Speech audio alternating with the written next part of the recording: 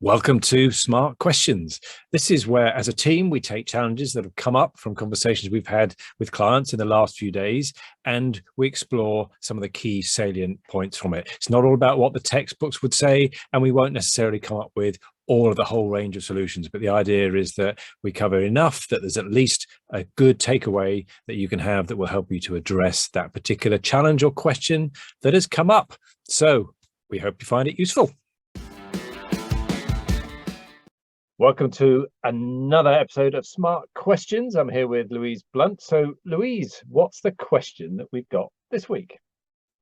Well, it's quite an interesting one, Kevin. It's one of our best clients has asked us if we can pick up other services for them. What should I do about that? Okay, so if I understand that right, then we're doing something with a client, and basically they're going, "Oh, I see you do that really well. Could you also do this for us?" Yeah, absolutely. All right. Yeah. So what do we think about that? Because that's great, isn't it? It's more business. Surely they want us to do more stuff for them, more money. Yeah, and on the face of it, that's exactly what it is. But just taking it back a step, the fact that the client has asked that question does show two things really very clearly. One is the strength of your relationship with your client. Clearly, and you need to understand that if you didn't already. But the strength of your relationship is that, you're obviously doing such a great job for them. And maybe you picked something up and just handled it really, really well. And they thought, oh, actually, we could rely on them for that. But it does beg the question, and it's a very, very big question, is should we diversify just because we've been asked? Okay. All right. And what do we think? How do we know whether we should or shouldn't then? Well, hopefully we have a long-term vision or even a medium-term vision for our business, where we have already decided really what our hedgehog is, what our core focus is, where is the value generation in our business, and what is the thing that we're going to really focus on to drive the business forward. If you have defined that already, then clearly you can compare what you've been asked to provide against that core.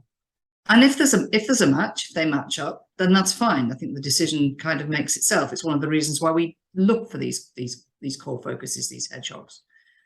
But if it doesn't, clearly you need to ask very seriously, should we really be doing that?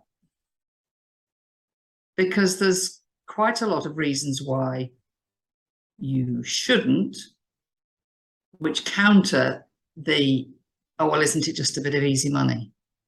Okay. So what might some of those reasons that we shouldn't do it be then? Well, first and foremost, is it a distraction? It may be that, it looks like, oh, we've got a few more £1,000 coming in a month, or it's a big contract that looks like it. But actually, we need to sit down and analyze that, just as we would any other decent business decision about whether we follow a track to a product or service. Can we deliver that product or service really effectively and efficiently? As I said before, does it match with the plan we've already made that says this is our core focus? Because if it doesn't, we really need to seriously ask the question, is this potentially a distraction? Yeah. And really interestingly, I might get you to talk through this bit, but it allies really with that SWT tool, doesn't it? You can use the SWT tool really well. Strengths, weaknesses, trends. We will explain it to you in a minute, to actually look at that, because you can drop that in as is this a new trend? Okay, let's look at our strengths and weaknesses against that and make the decision based on, does it match with where we're going and what we're really strong at? Or actually, will we have to put a monumental amount of investment in, or it takes way more time than the money we can make out of it? Yeah. It just distracts us and takes us off down a rabbit hole.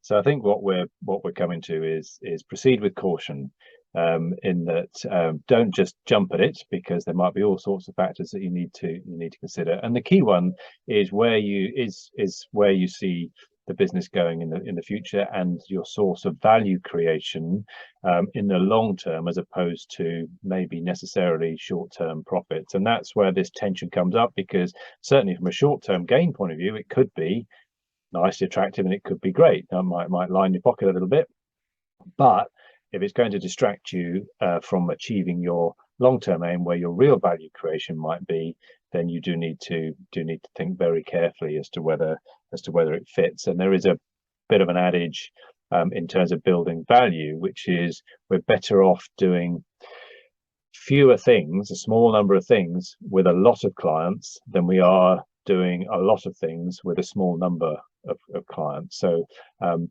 that idea of focusing, which you were talking about with the hedgehog, focusing down on the things that we are really, really good at and that fit with our building the long-term value and the long-term profits, focus on those and not get too distracted by providing a range of things. But of course, it's a huge temptation for all of us, isn't it? Because if we're good at what we're doing, we're going to be asked, oh, can you just do this as well? Yeah. And it is a temptation. You get the money dangling in front of you and you think, I'll grab that because it'll be easy.